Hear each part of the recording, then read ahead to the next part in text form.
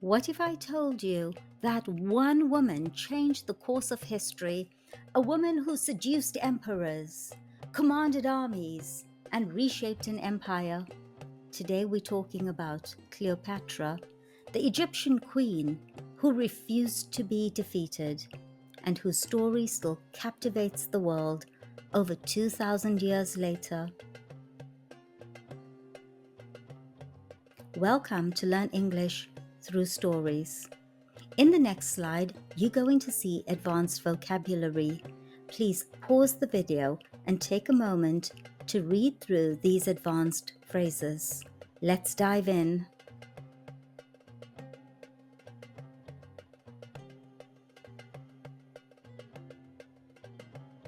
Cleopatra, the queen who outsmarted Rome. Have you ever wondered how one woman could outwit the greatest leaders of the ancient world and change the course of history? Today, you're going to find out.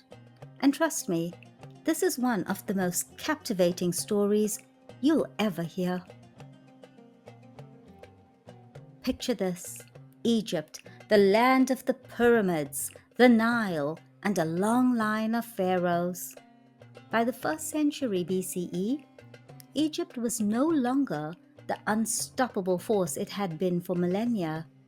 The kingdom was weakened by internal struggles and increasingly influenced by the rising Roman Empire. It was in this world that Cleopatra VII came to the throne. In 51 BCE, Cleopatra became Queen of Egypt, but she didn't rule alone. According to tradition, she was forced to share the throne with her younger brother Ptolemy XIII. What started as an awkward arrangement quickly escalated into a bitter rivalry. Cleopatra was no ordinary queen. She was highly educated, spoke 9 languages, and possessed a sharp political mind. The Roman historian Plutarch called her a woman of irresistible charm, someone who could win over the hardest of hearts. But in those early days, none of that could save her from betrayal. Her brother and his advisors pushed her out, forcing her to flee from the royal palace in Alexandria. It was a dark moment for Cleopatra, but also a pivotal one. Around the same time, a tall figure arrived on Egypt's shores: Julius Caesar. The Roman general had defeated Pompey and was pursuing him to Egypt, only to learn that Pompey had been assassinated upon arrival. Caesar came to Egypt seeking stability and an ally. And Cleopatra saw an extraordinary opportunity. With a boldness that would become legendary, Cleopatra devised a plan. She wrapped herself in a carpet, some say a linen sack, and smuggled into the palace where Caesar was staying. When the rug was unrolled, there she was, Cleopatra herself, appearing before the most powerful man in the Mediterranean. Caesar was intrigued.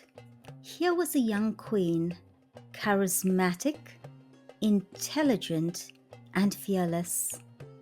Against all odds, Cleopatra won him over. Together, they defeated her brother and solidified her position as Egypt's sole ruler. For a time, Cleopatra and Caesar ruled in close cooperation. Together they had a son named Caesarion, or Little Caesar, cementing their alliance and Cleopatra's claim to the throne.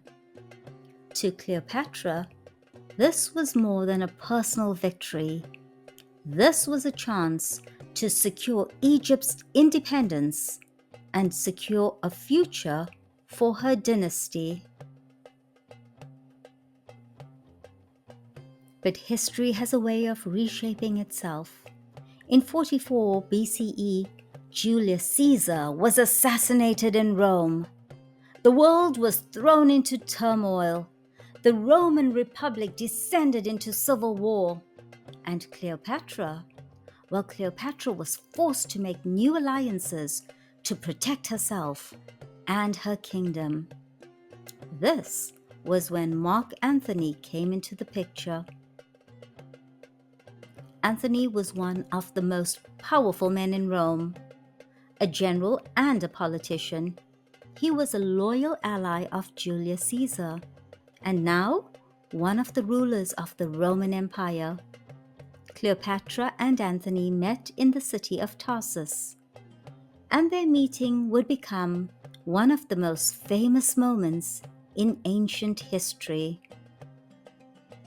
According to Plutarch, Cleopatra arrived in a ship adorned with gold and purple sails, dressed as the goddess Aphrodite. The scene was almost theatrical, a scene designed to captivate and impress.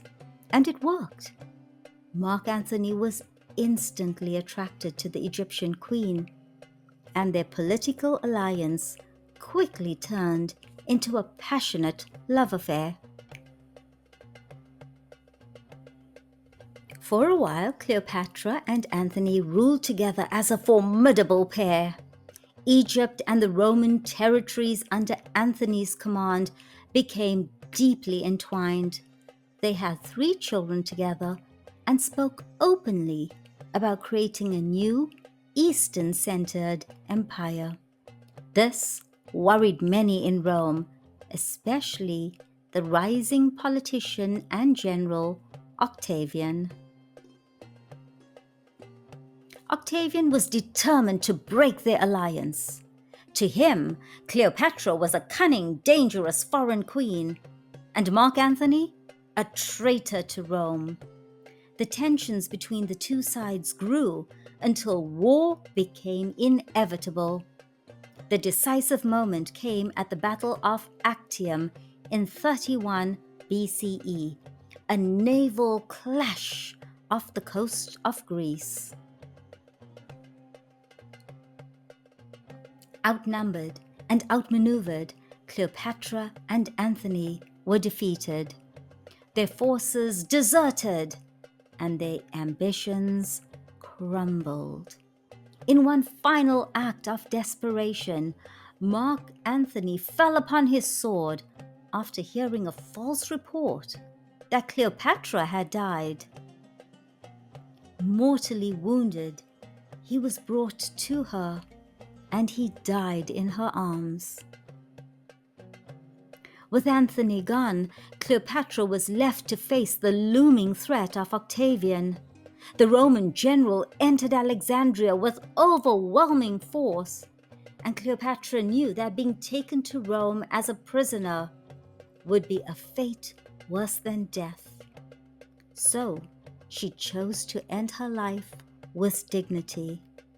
According to legend, she allowed a poisonous snake or asp to bite her, making one of the most memorable exits in history. With Cleopatra's death, Egypt became a Roman province, and the era of the pharaohs came to an end. But Cleopatra herself became a timeless symbol of resilience, intelligence, and charisma. Despite the odds, she shaped the politics of her time. To this day, her story captures our imagination.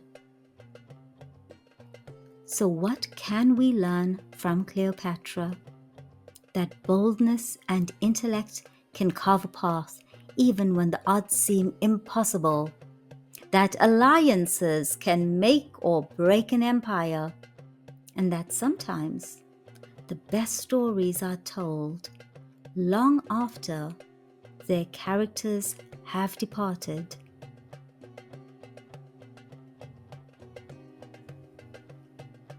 If you found this story fascinating, imagine how much you can learn from stories like this every week. Hit the like button, subscribe for more, and leave us a comment. Tell us which historical figure you'd like to explore next.